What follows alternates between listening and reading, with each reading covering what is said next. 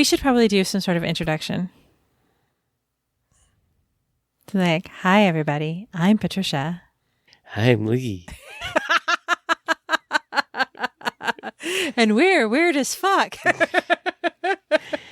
Yeah, I suppose you probably should, I guess, huh? Yeah. Because someday we might be famous. Okay. So.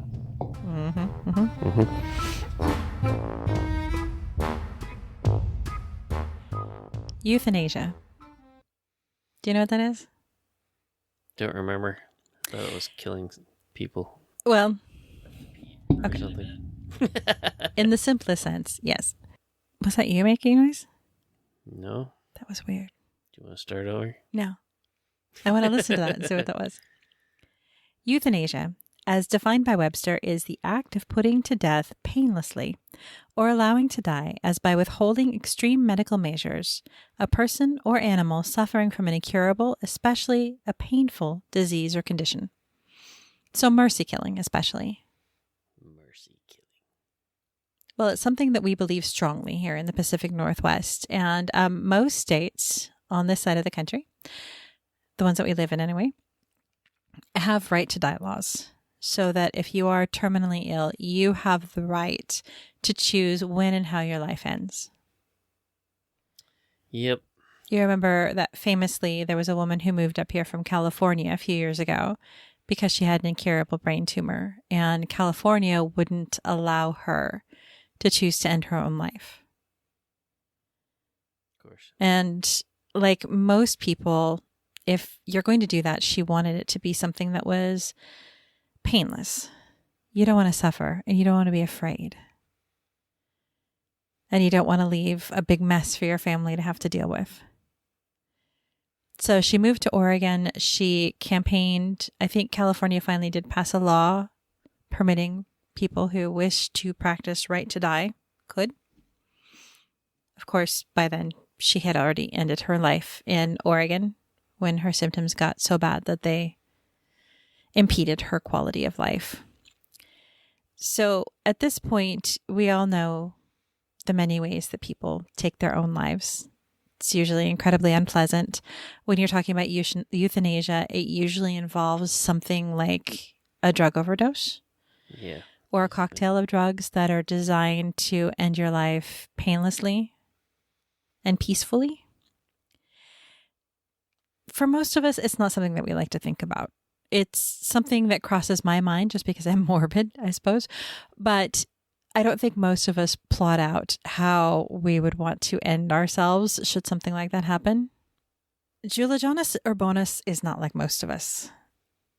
He's definitely a little different. He's a Lithuanian artist and PhD candidate. I should probably mention that, at the Royal College of London. Prior to this, he was working at an amusement park, and apparently he'd been thinking about euthanasia. And when his boss, John Allen, who was president of the Philadelphia Toboggan Company, who knew that was a thing, described to him that his idea of a perfect roller coaster is one where 24 people go out and everyone comes back dead. I'm assuming that was kind of tongue-in-cheek, that you don't want to design the product so you can kill all your passengers. I imagine that he was maybe describing something that was so wild and so crazy and so frightening that, you know, the desired effect is that everybody has a heart attack or something. I don't know. But Urbonas really took this to heart. And as an artist and as someone who had enthusiasm for engineering, Urbonas did quite a bit of research and decided that in his mind, the perfect roller coaster could exist. And it could allow you to end your life peacefully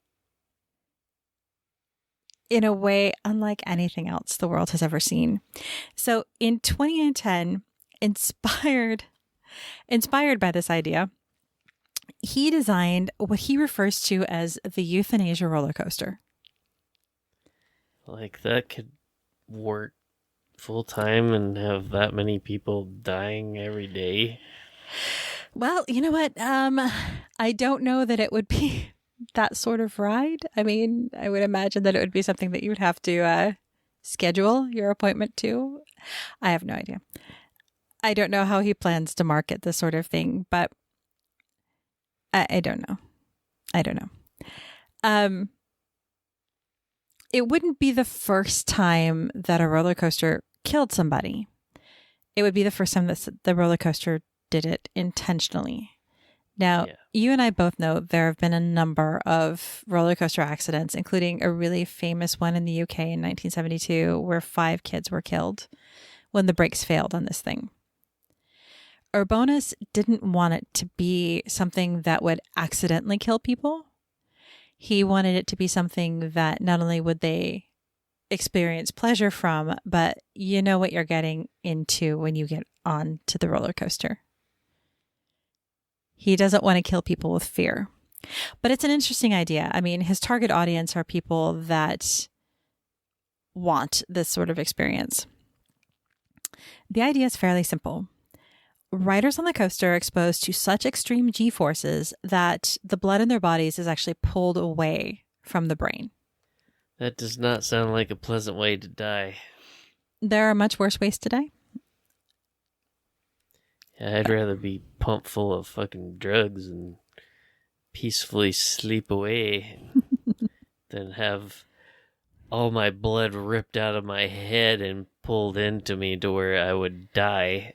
Well, let me explain how it works. And maybe it would seem, I mean, if you're a roller coaster enthusiast, I hate roller coasters, so this would not be the way I want to go out. Yeah, but they don't bother me any. But I hate roller coasters. But in this roller coaster, the guest is strapped into the car at the beginning. A secure fit is essential. If the straps are too loose, you can get injured, and he doesn't want you to be injured. He just wants you dead. It doesn't matter. Well, it does matter. It does matter because the whole idea is that you not experience pain. So the straps being too tight or too loose could interfere with that. So the idea is a secure fit. And then the coaster begins a slow ascent up a 510-meter incline. If you're not into metrics, that's 1,670 feet into the air. It's more than a quarter of a mile. Nearly straight up, which to me sounds uncomfortable. The climb takes about 2 minutes, so you have plenty of time to ponder your place in the universe and decide whether or not you really, really, really want to go through with this. If you change your mind once you get to the top, you can get off. If you're committed and in it, then you go. I wouldn't even get on the cart, but that's a whole nother thing. For those who want to continue on the path to self-destruction, the coaster then drops 1,600 feet at 220 miles an hour. That's nearly terminal velocity. So the fall itself would nearly kill you. Then, once it hits the bottom, it goes through a series of increasingly smaller inversions, which reach up to 10 Gs. So that's more than astronauts face when they're leaving the Earth's atmosphere. Now, this portion of the ride lasts for up to 60 seconds and obviously finishes off anybody that wasn't killed during terminal velocity. So, according to Urbanus and doctors who've studied this, the sudden violent drop leads to a condition called cerebral hypoxia, or insufficient supply of oxygen to the brain. The pressure from the drop forces the blood from the head and torso into your extremities. Essentially, this starves the brain and leads to a condition called G-LOC, or G-force-induced loss of consciousness. I told you, English is hard. You've seen the videos of astronauts in training when they're in those little pods that they spin around. Watch them pass out and tongue hanging out. Yeah, it's kind of funny. All over. You're terrible. It is pretty hilarious, though. But essentially, that's what happens. With astronauts, they keep a camera on their faces so that when that does happen, they can stop the ride. In the roller coaster, you don't want to stop the ride. That's the goal. So it starts with, you have the thrill of the drop. Then G-LOC, which begins with a graying of the vision, then tunnel vision, and then you're out cold. And in this case, that entire experience, according to astronauts, also induces a sense of euphoria. So you become giddy. So it's very pleasurable. Not sexually pleasurable. Don't look at me like that. So in all, the ride lasts for just about 3 minutes. But in that 3 minutes, it's more than enough time for brain death to occur. So the brain is completely starved of oxygen and most of its blood volume and doesn't recover from that. The inversions ensure that the blood doesn't return to the brain and finishes off anybody who managed to survive the drop, which wouldn't be me. I'd have a heart attack at the top of the drop, and that would be done.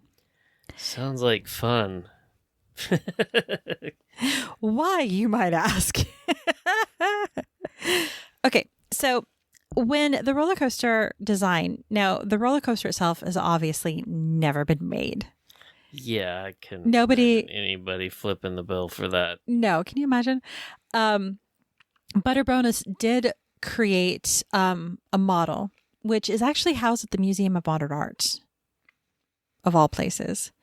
And I've linked in the blog post that'll accompany this. There's actually a video where somebody created a computer simulation so that you can see what the ride would look like were you to survive it or even to remain conscious. But anyway, he created the model and he showed it at the Human Plus exhibition in Dublin in 2011. And he described it and the thinking process behind it in that as human beings, we have increasingly long lifespans, but the quantity of our lives isn't matched by increasing quality of life. So it's possible for you now to live to be 120 years old, but how many of those years are going to be spent suffering? You're a burden to society, to your family. Now, I'm not saying that we should start offing people at 80 because they could potentially be a burden on society. But I'm saying that if I were in such a state that I wasn't able to care for myself, that I couldn't walk, that I couldn't speak, that, I was consistently soiling myself, the idea that to continue that life just because you could, the logic escapes me. Just to be on this side of the dirt. I wouldn't want to live like that. Now, that's just me. Obviously, we don't just start, popping people off because, grandma needs a deity. But I'm saying that, he's considering the idea that human life is valuable, incredibly valuable. But when your life is no longer of value to you, when your chronic pain is such that life has become unbearable, that a pistol to the temple or a cocktail of drugs that may or may not work are so primitive and so ugly. And that something like this roller coaster would potentially offer people an opportunity to end their lives not only with dignity, but with a certain amount of pleasure as well. Yeah, it's just a weird way to die. It's bizarre. Well, for in his mind, and I think in the mind of people who are strong proponents of the right to die movement, it should be up to you. I'm definitely on that side of the fence. It is a very strange, who thinks of, I want to die, so let's go hop on a roller coaster. Yeah, that just doesn't come up. Well, obviously it did, because Mr. Obonus made one. So, like I said, the idea allows patients to go out in style and at a time and place of their choosing. With the roller coaster, Urbanus believes that he has introduced a new kind of death ritual. So he views all of the things that we do leading up to death, whether you choose to die on your own or disease takes you, there are rituals that we enact in order to honor the life of the departed and to honor their contribution to their family, to their society. He believes that this roller coaster could represent a new kind of ritual where we not only accept that life has an end, but that end doesn't have to be ugly, that it can be beautiful, that we celebrate the life that was lived and we leave this world in joy. So, I mean, I think it's a beautiful thought. It's an interesting way to look at it, but it's also just... It's weird as fuck. It's a roller coaster of death. And not in the way of the movies that you usually make me watch. So yeah, they can make a movie of that. I'm Death coaster. I'm getting to that. Okay. So in 2013, there was actually a song written about the Euthanasia Roller Coaster by a Norwegian group, because of course it was a Norwegian group. They write some dark shit. They do. It's some really good dark shit. But the rock group is called Major Parker, and they released a digital single. Good Lord, what's wrong with me? Called the Euthanasia Roller Coaster. And it was about, you guessed it, a roller coaster designed to kill people. Then there was a short story. Vladimir Chong chooses to die. I like books and stories that don't have ambiguous titles. I don't have to guess what's going on here. Vlad is done with the world. So Lavi Tadar references a roller coaster as a method with which the protagonist of his story chooses to end his life. So he doesn't specifically call it the Euthanasia Roller Coaster, but the correlations are clear in the story. But here we go. The short film H Positive. So there was a film by Glenn Patton, has as a protagonist a very wealthy man who's diagnosed with a terminal illness, and he decides to spend his riches on designing a spectacular way to go out. By, you guessed it, giant killer roller coaster. He doesn't specifically credit the Euthanasia Roller Coaster or Urbanus in the movie, but it's pretty clear when you see the design. And I think in the credits, he does mention a book that was written about the roller coaster as well. So, like I said, clearly no working prototype has ever been created because the lawsuits would be the things of legend. Oh, God, yeah. I mean, can you imagine building... the idea of building something designed to kill people. But we already have that, right? We have automatic weapons that... I know, gun rights activists want you to believe that that's for hunting. Because any deer coming at you obviously needs to be shot 47 times before he gets to you. Gotta make sure he's dead. Yeah, but there's nothing left to eat. I mean, that's not hunting. Nope. I buy some of my weapons because when things go all to shit, I will have weapons that will secure my family. And that's what they're for. Then I have stuff that I kill animals with. And I eat them, so I don't waste any meat. Good God. We just lost both of our listeners. Yep. Shh. Quiet. You brought up. I did bring it up. But, I mean, obviously the human race has created things that were designed specifically to kill people. Yeah. We have a lot of things. And you can find most of them in Florida, folks. Shop away. I'm not even kidding. Did you hear about the white supremacist compound that was raided and they had fucking rocket launchers? How do you even get a rocket launcher? I wouldn't even begin to know where to shop for something like that. You gotta know the right people. Apparently, I know all the wrong people, and I'm so grateful for that. But anywho, nobody wants to build a roller coaster because the liability is probably just too great. And the idea is a little freaky when you think about it.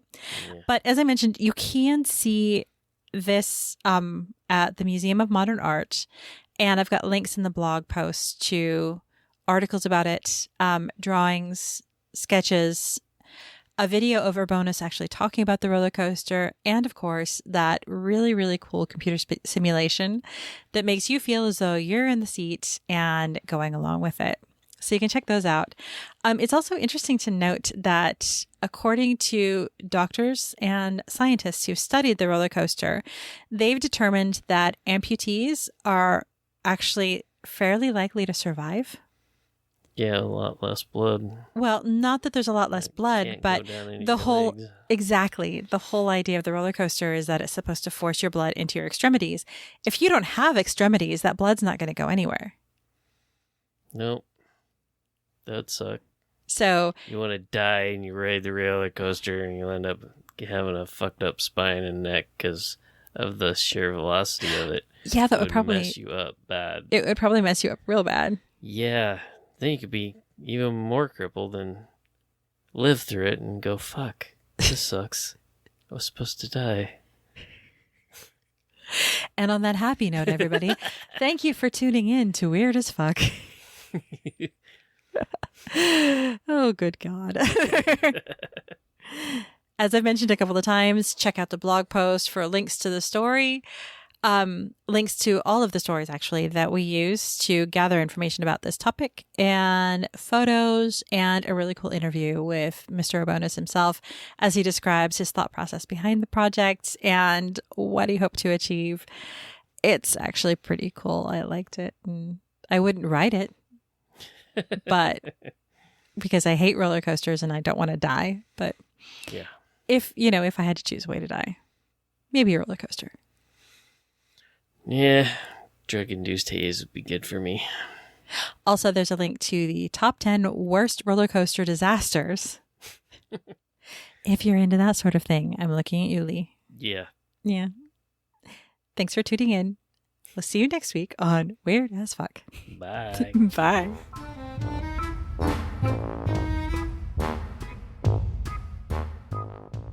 Want to stay connected between shows? You can find us on Instagram at WeirdAsFCKPodcast, on Twitter at WeirdAsFuckPod1, on Facebook at WeirdAsFCKPodcast. Send us an email at weirdasfckkpodcast@gmail.com, or come on over to our website at www.weirdasfck.com.